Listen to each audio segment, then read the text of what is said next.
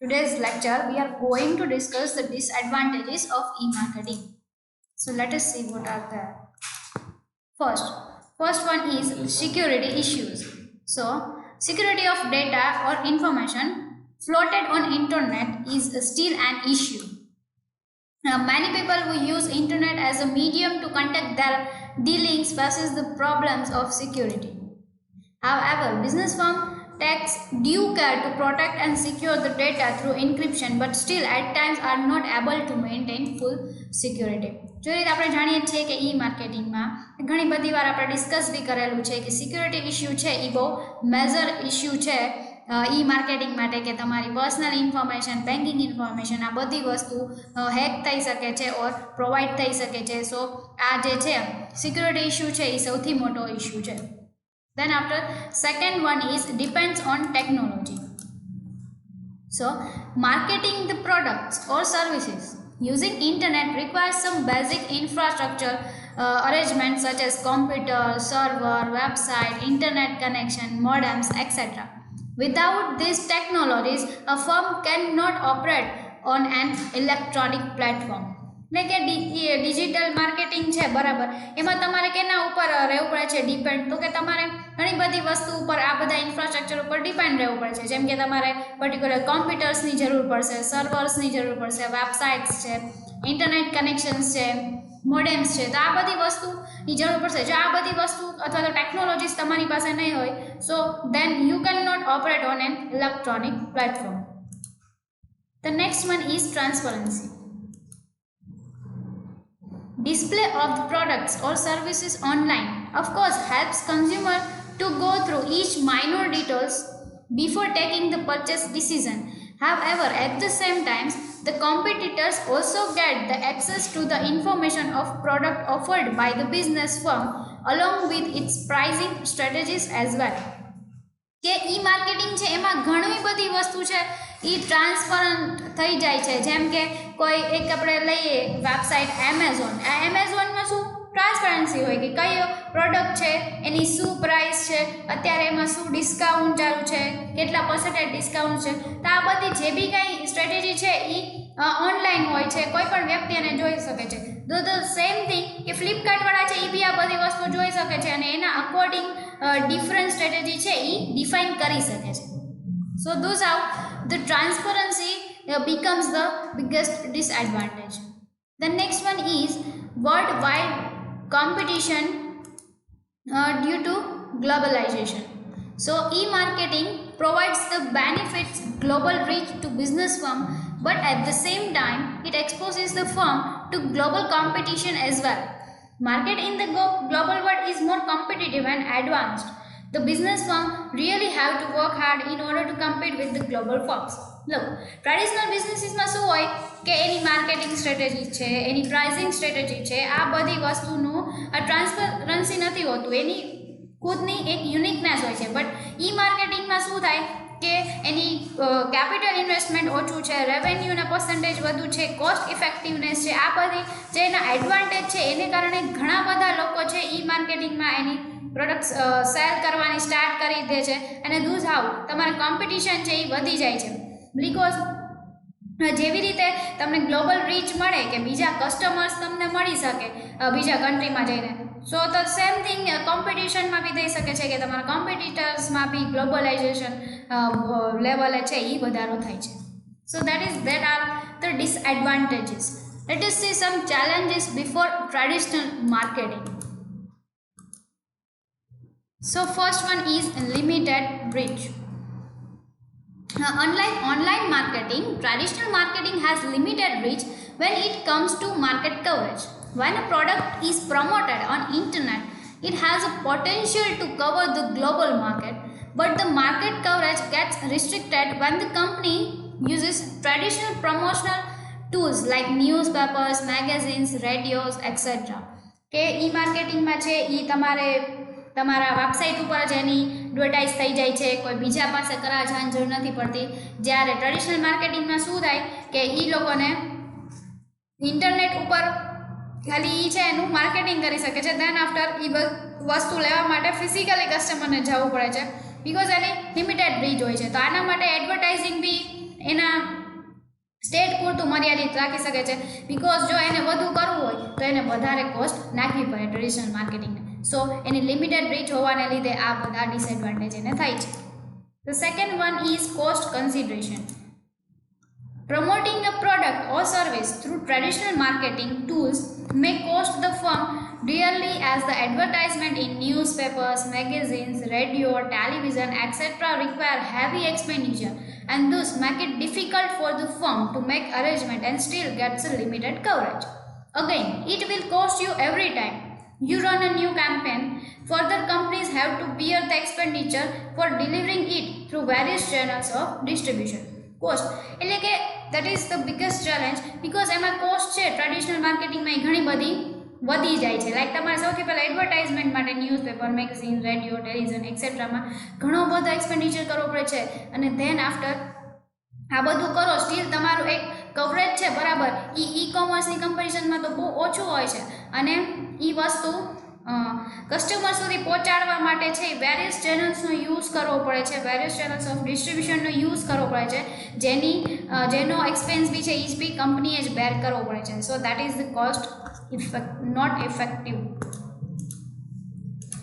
The next one is there is difficult to measure the impact. આગળ આપણે વાત કરી already there is a measurement or measurable the impact.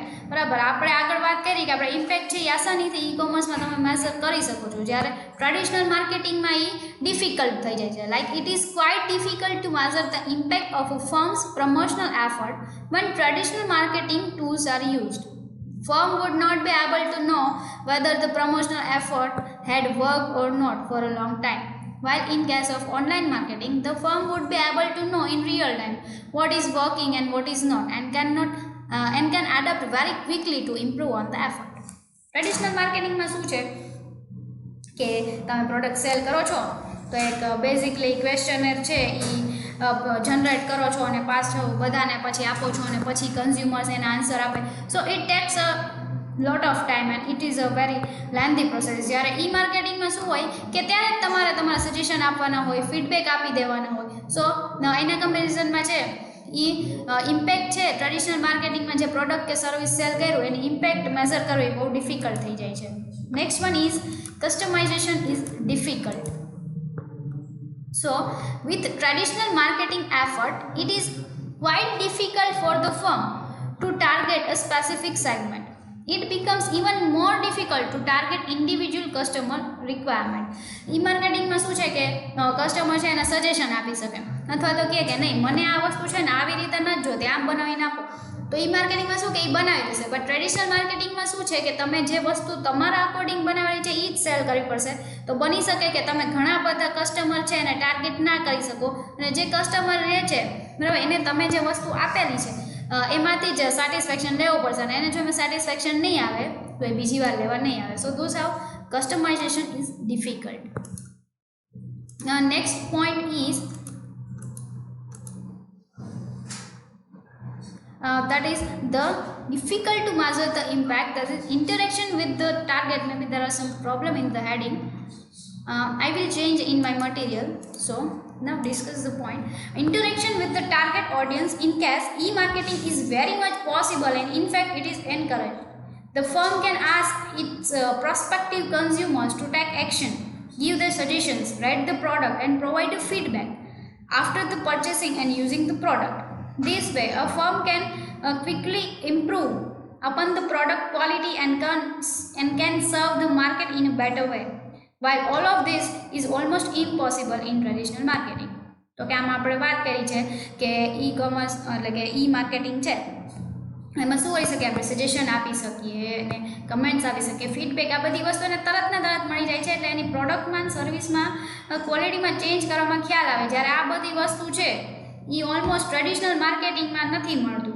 Like કોઈ એક શોપેથી તમે ત્યાં કોઈ વસ્તુ ખરીદવા ગયા હોય પછી કોઈ કસ્ટમર થોડો ત્યાં જવાનો છે કે સજેશન આપવા, ઓકે આ વસ્તુ છે એમાં મને આમ ન ગમી, એમાં આમ ન થયું, એની જગ્યાએ શું કરશે કે કોઈ બીજા શોપમાં જતો રહેશે.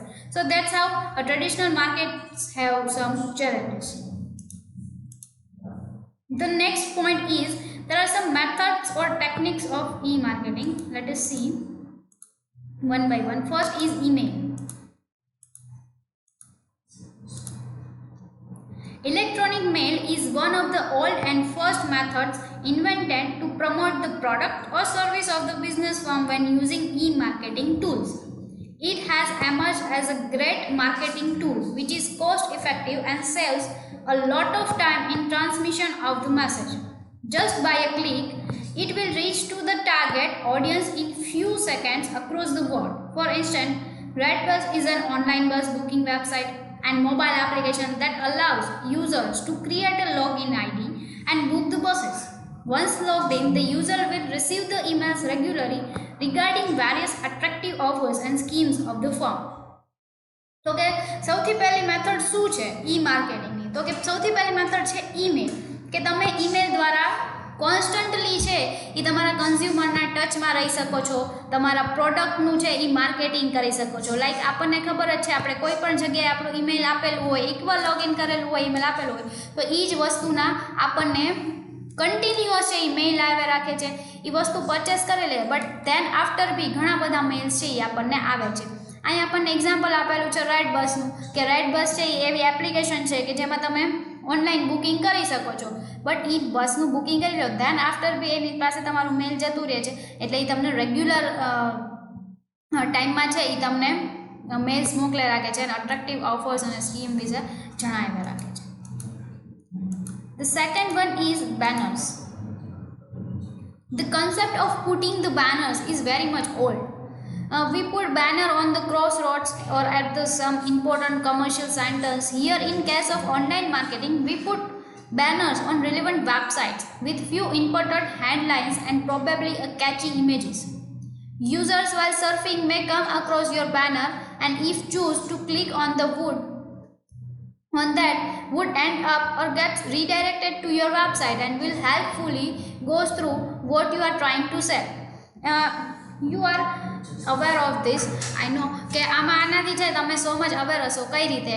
કે જ્યારે બી અત્યારે આપણે સર્ફિંગ કરતા હોય કાંઈ પણ ગૂગલમાં કે તમારા સોશિયલ મીડિયામાં બી સર્ફિંગ કરતા હોય તો તમે કોઈ એક પ્રોડક્ટ જોયેલી હોય, બરાબર, એનું કન્ટિન્યુઅસ આવતું હોય છે એડવર્ટાઇઝિંગ, કે એવા કેચી ઇમેજીસ હોય કે તમને ગમી જાય કે અમે આ સેલ કરીએ છીએ, તમે એની ઉપર ક્લિક કરશો એટલે એ તમને ડાયરેક્ટ શેમાં રીડાયરેક્ટ કરશે, તો કે જે તમારી મેઇન વેબસાઇટ છે, બરાબર, કંપનીની, એમાં રીડાયરેક્ટ કરશે અને તમારે પરચેસ કરવો હોય તો બહુ ઇઝીલી પરચેસ કરી શકો છો. જ્યારે ટ્રેડિશનલ માર્કેટિંગમાં શું હોય, બેનર લગાવવા ઇન ધ સેન્સ વોટ, કે કમર્શિયલ સેન્ટર્સ છે જ્યાં લોકોની વધારે આવન જવન થાય છે, બરાબર, ત્યાં બેનર્સ લગાવે છે. ઓકે, ત્યાં શું હોય કે ઓકે આપણે એકવાર જોઈ લીધું પણ એમાં એ જોઈને આપણને યાદ નથી રહેતું કે લેવું જ જોઈએ, તો એટલું બધું ઇફેક્ટિવ ન થાય જેટલું ઈ માર્કેટિંગમાં આપણે સર્ફિંગ કરતા હોય ને કોઈ બેનર કે એવું આવે ને એની ઉપર જઈને સીધા આપણે ક્લિક કરીએ તો ડાયરેક્ટ વેબસાઇટમાં જતા રહીએ. સો that's how banners is the second method. The third method is skyscrapers. So a skyscraper is a tall or extra long thin banner advertisement usually placed on the right or left side of a website or web page.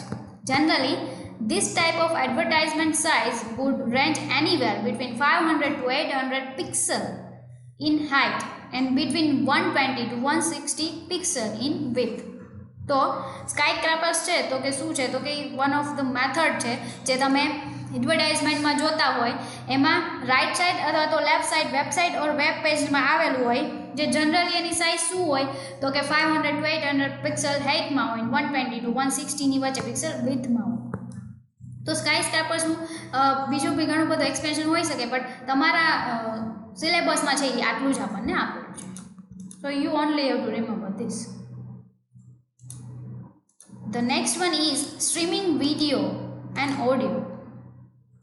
So streaming videos is just like watching a television commercial, but only the platform is different. In present times, promotion during audio and video streams has become popular medium wherein advertisements are made to play by the medium when people watch or listen video or audio respectively online.